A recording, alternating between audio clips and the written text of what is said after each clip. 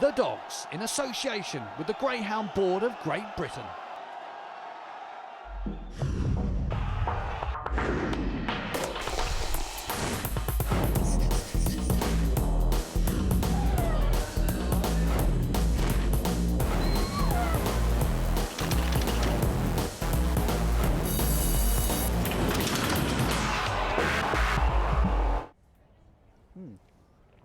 Well, cheers and welcome to the Complete Angler at Marlow and Bucks for what is one of the best days for me in the Greyhound calendar. It's the traditional Greyhound Derby lunch backed by William Hill, and today we'll be chatting to the connections of the 6 finalists gunning for glory in the greatest Greyhound race in the world. It's Fears of Phonic, some 4 lengths clear into the 3rd bend, kind of ready, staying on. After these comes Wise Thought, they come round the final bend. It's Charlie Lister and Fears of Phonic with a length lead. Kind of ready's closing, kind of ready got there. Last year's breathtaking win for Kinda Ready really did raise the roof for Mark Wallace and his team, and Mark is back again with a finalist, the improving, albeit inexperienced, Adagio. Last year, Mark, Kinda Ready 25 to 1. That was easy. You got a 50 to 1 chance this year. Yeah, that makes it interesting, don't it? As I said, you know, lightning can strike twice, and who knows, maybe it might strike again this Saturday. Never in my wildest dreams did I expect to be here. No, I didn't. The fine line between qualification and elimination was never better illustrated than in Saturday's semi-finals. Adagio just edging the unfortunate heading on Ennis. But no one could begrudge the Wallace camp another finalist after Antipo's favourite Eye on the Storm's career was ended in the first round. Adagio was considered one of the lesser lights in the original entry from Imperial Kennels, but has come of age in the Classic. He fully deserves his place in the final, which always looked possible from this moment when he finished fast to win in the first round.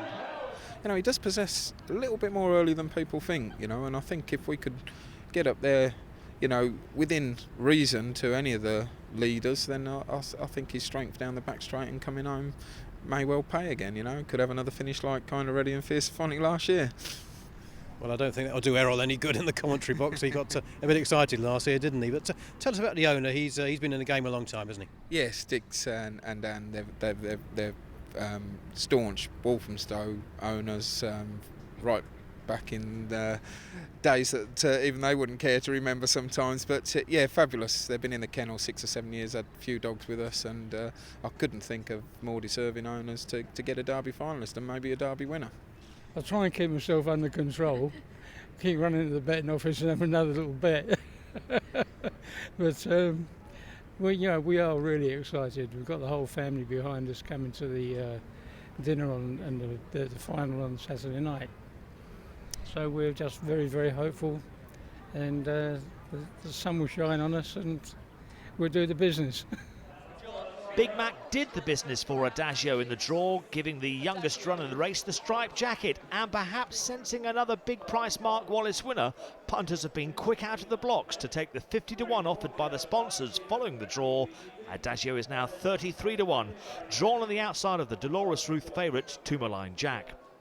Or back to the Derby luncheon at the sumptuous Complete Angler Hotel in Marlow, and the question on everyone's lips was who would lift this outstanding trophy and bag the £75,000 winner's cheque.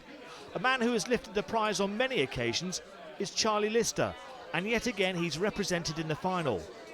Bandicoot Topoki, who reached the quarter-finals last year, won the Midland Puppy Derby and Steel City Cup, has been laid out for the Derby.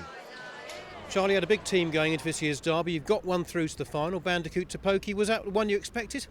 Well, I expected to get 2 or 3 through, really, but it don't always work that way, does it? I mean, I expected Yato Jamie getting a long way, and I did fancy Fierce of Phonic getting a long way, but I did fancy Topoki. I thought he'd be a better dog this year, and I think he's proved that he's a bit better dog this year than he were last year.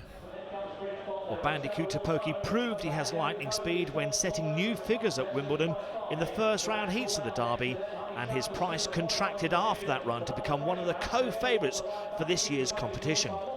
Well, Bandicoot Topoki is owned by Ray White, who's tasted Derby success in the past with dual Derby winner Rapid Ranger, and has been a very loyal owner to Charlie Lister.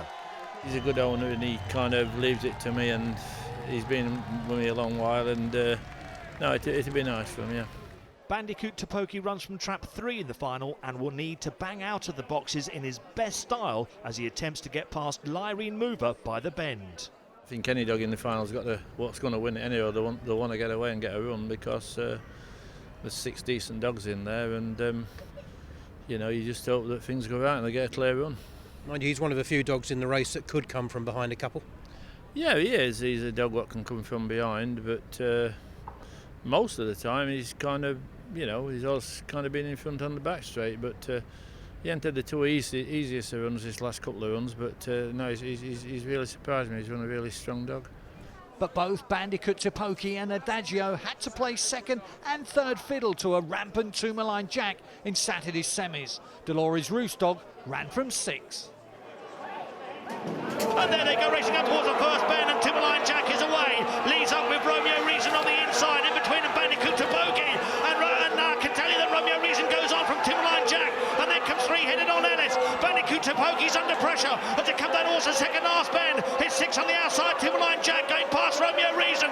Then comes headed on Ellis, and then after this comes Bandicoot Topoki. They come round the final bend. Two-malign Jack, the track record holder, has no worry qualifying. Bandicoot Topoki, one of great runs, got second, tied for third between trap 4, Adagio, and trap 3, headed on Ellis. A searing burst of all-round speed saw two-malign Jack outgun his semi-final rivals, but only after a battle to the turn with Bandicoot Topoki and then Romeo Reason. The Dolores Roos champion came through it, has made the Derby final, and now lines up the shortest price favourite since Westmead Hawk 5 years ago. Victory on Saturday would also emulate Chandler Slippy's unbeaten run through the 1996 Derby. He too was trained by Dolores Roos, who rates the dog on a par with her previous Wimbledon champion. Yeah, his style of running would be very similar. He has great burst of pace, fantastic bend runner, and he can really kick on up the home straight, so they're very, very similar. Temperament-wise as well, so yeah, definitely very alike. Now, Jack's runs in the competition so far, those of us who stayed for the last heat in the first round, it poured with rain, but he really impressed. It was like running on the beach, really. When I looked at it when I got home and saw really how bad it was, you realise what a performance it was. And he'd never been around the track as well, so that made it even more special. Now, you come into the competition as a one-time hurdler, dog with maybe a cloud over him from his previous existence, but he's shown none of that, has he? Now, there were questions there, but he's answered them all. I only acquired the dog, you know, in his second season. And since he's joined me, I think he has just kind of improved a bit, all right. So, yeah, questions there, but he's lived up to all the answers. Plenty of discussions about his runs before he joined you and whether he was disqualified or not. Have you got anything to add to that conversation? No, not really. When I got the dog had to do a satisfactory trial before he ran again. There was a doubt there, and it's for everybody to see if they want to have a look at it. But the dog was never disqualified, and he just did a clearance trial, and the dog has never looked back since. And he had some health problems as well. Yeah, before I got him, he was in the vets for a week. When I got to train the dog, I actually collected him from the vets. He'd been very poorly. At one stage, the vet didn't think he'd make it through, but thank God he came out of it. And I'd like to say a real big thanks to Alan Ahern, who did a fantastic job on the dog when he was there. And it was a long road to try get him back to good health, but he's made a fantastic recovery. What makes his story so much better for you? Yeah, it's a fantastic story, a bit of a fairy tale. I could have imagined it, a dog that was lying in a vet's and on death's door, and a dog that's been hurdled, like what other Derby dog has been hurdled. So there's been plenty of story about him, and he's just an amazing dog. Incredibly, we have 2 unbeaten runners in the final, and this fellow has a nomadic existence. Lyrene Mover, trained by Gabor Tencel, who races his greyhounds in Hungary, has already won the European Derby and now aims to be the first ever EU winner of our Derby. He has astonishing early pace as he showed to great effect in the semi-finals. There they go, racing up towards the first bend, and Glenard Sunrise track well. Here comes Lyrene Mover on its inside as they come into the first turn. It's Lyrene Mover, the Hungarian, goes round in front. Glenard Sunrise off in chase after he's come 3. Under pressure is Westmead Scalari. After these come 5. That's Slick Robert. They come round the third bend, and it's still Lyrene Mover with a 2-length lead here over 2 Glenard Sunrise. These come 3 round classic. We can't believe our eyes. Lyrene Mover, the Hungarian hot pot, still there. Will he hold on? He's through. Second place to trap 3 round classic for John McGee. And in third place also Fraser Black's Krug 95, staying on to nab third. Gabor Tencel and his translator Christina enjoyed the lavish lunch from the sponsors, and so did Italian owner Max Piccinelli. Oh, for me it's a dream. I cannot imagine to be here, and for me is as big as I can say you is my happiness. Ez egy nagyon erős verseny, fantasztikus kutyákkal, akik ide kerültek, a legerősebbjei a derbinek. Bármi történhet, ezt senki nem tudja megjósolni, mindenki csak bízni tud. Én is nagyon bízom a kutyánkban, ugyanígy a szívében és a lelkében. We bought him as a good dog, and we knew he can be top dog, but Gabor did with him a very good job and brought him to the next level, and he showed himself now. What a star Lyrene Mover has been in this year's derby. At times he hasn't trapped as quick as some, but hits full throttle soon after. As he goes around that first bend, Lyrene Mover just pushes Bandicoot Topoki to one side. So Lyrene Mover goes on here. Bandicoot Topoki is in a good pinch though. Philo Skywalker and Seven Heads Bay fight out for third at the moment. So go down towards the third bend. Lyrene Mover again, the thorn in the side of Bandicoot Topoki, doesn't quite know which way to go. So come around the final bend, Lyrene Mover holding still. Bandicoot Topoki, then comes Philo Skywalker. It's Lyrene Mover who wins. The Hungarian hot pot wins here again. Igen, fekszik neki ez az agárpálya, jól érzi magát rajta. Nagyon bízunk benne, hogy eredményes lesz a fináléban. Now the last time I remember Hungary coming to England and beating us was in 1950 something when Ferenc Puskás scored. So maybe we can say that Lyrene Mover is the Ferenc Puskás of the greyhound world.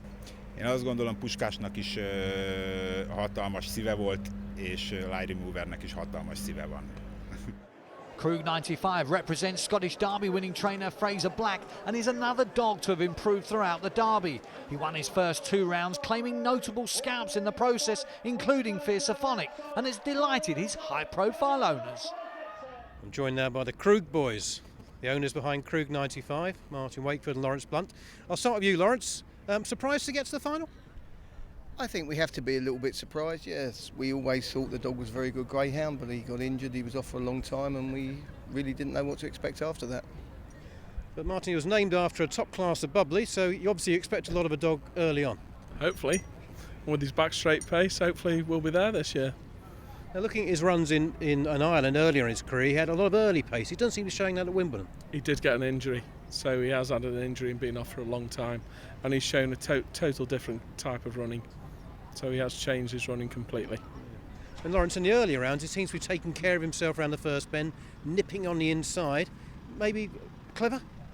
I think he's a very clever dog. He doesn't charge up the back of dogs, he waits for a gap to open, and please God one opens on Saturday. You think things might happen a little bit too quick for him though? I don't know, there's a lot of early pace in the race. You know, the favourite is a very short price, but he's got 2 very early pace dogs inside him, and a little bit of bumping and boring, and who knows, we could be there coming off the last bend. Good luck, guys. We'll toast the viewers of the dogs, and let's hope you have all the best of luck. Cheers. Krug 95. Cheers. Thank you. Coming up, we visit the remaining finalist, Oran Classic, at his temporary abode in Essex.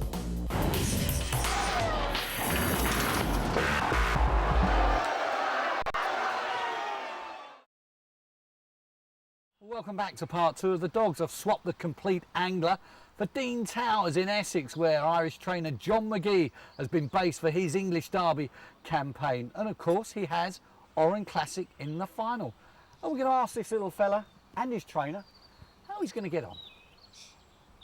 John has been based with Essex owner-trainer Tony Dean for the duration of the Derby and has also brought over his lucky charm, grandson Jamie. Their partnership almost pulled off a famous victory when Oran Classic lined up from trap 2 in last year's Irish Derby final. And away they go. This number 4, Cash and Legend. 2 on the inside, gets a flyer. Oran Classic. 3, Fate Point Man is going up well. He's in second. And around the corner is number 2 out front, Oran Classic. From 3, Fate Point Man. There goes 4, Cash and Legend with a huge run down the back. And here comes the Causeway. But out front, it's Oran Classic. The Causeway moves into second. He's 4 lengths down. The third bend is 2, Oran Classic. But the Causeway is flying in second off the final bend. And here comes the Causeway up the straight. College Causeway wins the Derby. A magnificent performance. He came from nowhere. Well, John, he's been in 5 finals in Ireland. We shouldn't be surprised that he's lining up in the English Derby final now. No, I think he was the most unluckiest dog in the finals in Ireland. Like, you know, he done everything right in the final of the Irish Derby, but College Causeway picked him up in the last few strides. He didn't see out the 550. He was unnatural in the laurels. 3 crossed him out of the box. Waterford Masters. Goes on and on and on. Second-itest it was with him. Let's hope he goes one better this year. Let's go back to Shelbourne Park. He flew the lids, he led up, but he had a great champion in behind. If he does that on Saturday, is there a College Causeway in the field to pick him up? Nothing will pick him up on Saturday if he goes round in front. Not the way he's been running. Like he come off the back and just got beat the head done last Saturday. It's unbelievable the run he done. He hasn't had a clear passage yet in any of the rounds. Can you work a little bit of McGee magic to get him out of the boxes on Saturday? I'll do the best we can with him. I think the dog knows and he'll rise to the big occasion. He's used to it by now. He's been in enough finals. He's only had the red jacket once, that was in the first round, and he definitely did move middle. Yeah, well, he moved middle out of 2 and he moved middle out of 3 last week. He come out and he collided into Fraser's dog, but I don't think it's the dog that's moving out, it's the way the boxes are set. If you look, all 6 dogs come out. They've got to come out. They can't come up the rail because of the way the boxes are set. But that's no disrespect to any of them. Like it's the only way they could set it and get to 480 metres. I'd say like the way they say he's on the right side of them. The other 5's there to hold him in. But he's not trapping, is he? He's not. It's a lot to do with the traps, I think, like, because he was all his life out of the other boxes, like them boxes is at Shelbourne and that, like, you know, 99% of his racing was at Shelbourne. So I'd say, like, please God, he's got it all right on the night. He should be used to them by now. What do you think's been his best run at Wimbledon? The semi-final. Like, to come from behind them dogs. And like his tracking ability, inside, outside, the way he railed at the first. That's the first time he's railed the first bend. It was last week, so I say like the way the draw is now is brilliant for him. And it's still Lyrene Mover with a 2-length lead here over 2 Glenard Sunrise. Up these comes 3 Iran Classic. We can't believe our eyes. Lyrene Mover, the Hungarian hot pod, still there. Will he hold on? He's through. Second place to track 3 Iran Classic for John McGee. I wanted to bring him last year, but the GBGB wouldn't allow me, so I told a lot of people, like, and the owners, I said in my eyes he was a penalty kick for the English Derby last year, but he was a year younger. He's 4.5-year-old now, so I think he might. I'd love to see him going out with a bang. Do you fear Tourmaline Jack? Well, if Tourmaline Jack was to go round in front, like, he'd be a hard dog to catch in the front, but we've got to see him doing it off the back yet. Come from as far behind as I have. You know, as I said earlier, like, there's a lot of dogs out in front that look the business, but they're not so good off the back. What about the rest of the field? Some pretty strong runners there. Well, I think Charlie's dog drawing 3, like, he's a great boxer if he clears 2, like, and if he leads, like, I think he might be a hard dog to pick up. Nice to go up against Charlie in particular. You go back a long way, you two. Go back a long way to the old flapping days and that before we ventured into this game. A long time. We've had our ups and downs and beat one another many times. Nice to get together at the Derby lunch. Yeah, brilliant. Like, I've always had great praise for Charlie, and Charlie has for me, so we've always got on well. And if you get beat, he beats you, you take it on the chin, live to fight another day. Of course, McGee is no stranger to English Derby success. Indeed, he won one of the highest quality derbies ever when Hit the Lid won at Wimbledon in 1988. Owner Fred Smith proudly held the trophy then, and Oran Classics owners Des and Elliot White will be hoping to do the same come the weekend. I think there's 25 of them arriving on Saturday night. I don't know whether they come on helicopter or what, but but they're lovely people, and over the moonlight to get a chance to win a derby for them. I won the Oaks for them, and he's been unlucky in the derby, and they're over the moonlight. It's only a matter of 2 months ago, Elliot said, call it a day with him, retiring.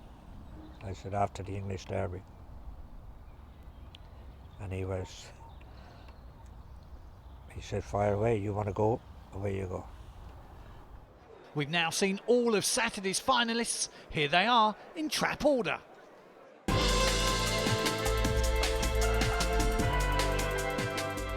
I've been at it a long time now, and I don't let nerves get to me or anything else, and I think the dog is cool, calm and collect, and I'll do the best I can for the dog, and I think the dog will deliver the goods for me.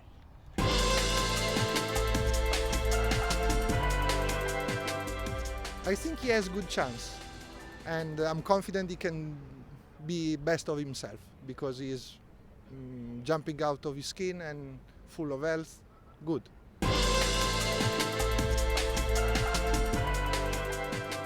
Not far behind Tombline Jack on the clock, but quite a big discrepancy in the prices.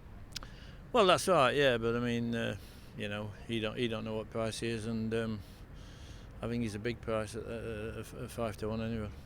So viewers of a dog should be advised to get on, eh? Well, I mean, I think he's good value for money anyway.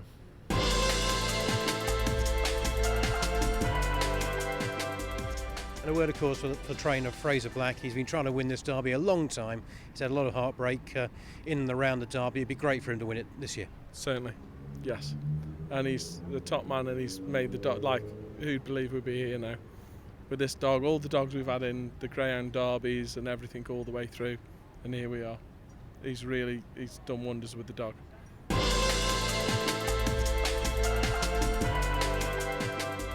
He'll have to do things right. He'll have to get luck on the night. But he's a dog that's, you know, he creates a lot of his own luck on most of the occasions. So hopefully we'll get it on Saturday.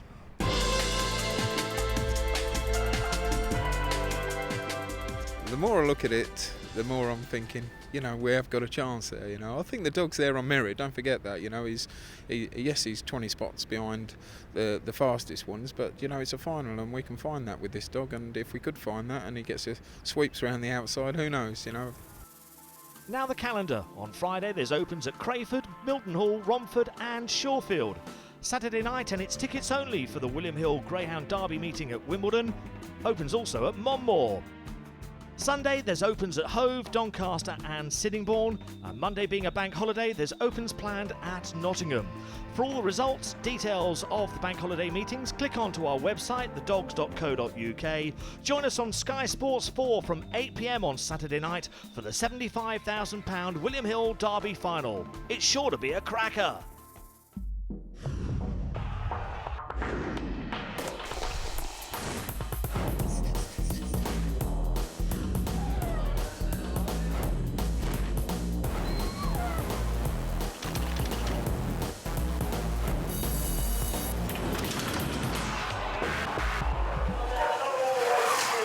The Dogs, in association with the Greyhound Board of Great Britain.